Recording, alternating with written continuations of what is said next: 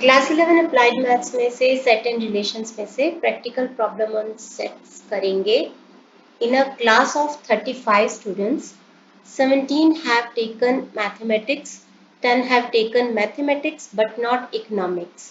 तो total 35 students हैं. कुछ लोगों ने मैथमेटिक्स लिया है और कुछ लोगों ने इकोनॉमिक्स लिया है. तो हम मानते हैं कि let A B the set of students who have taken mathematics. तो आपको दिया क्या इसके अकॉर्डिंग 17 हैव टेकन मैथमेटिक्स, यानी कि n ऑफ a इज 17.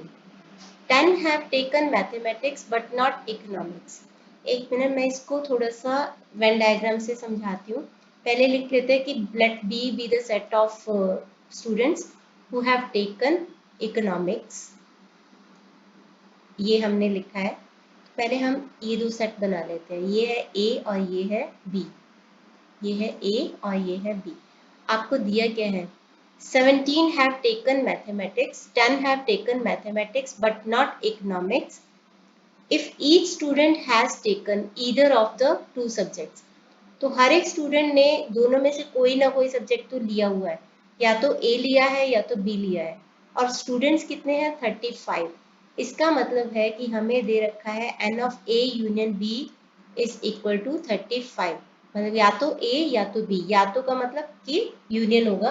तो ये टोटल जो है एरिया वो 35 है आपका. ये जो टोटल है आपका 35 है. अब इसमें से हम देखते हैं कि कैसे निकालेंगे. 17 have taken mathematics, 10 have taken mathematics but not economics. Mathematics वालों का ए सेट है. तो 10 लोगों ने मैथमेटिक्स लिया है लेकिन इकोनॉमिक्स नहीं लिया है. लेकिन टोटल कितने स्टूडेंट्स ने मैथमेटिक्स लिए 17 ने.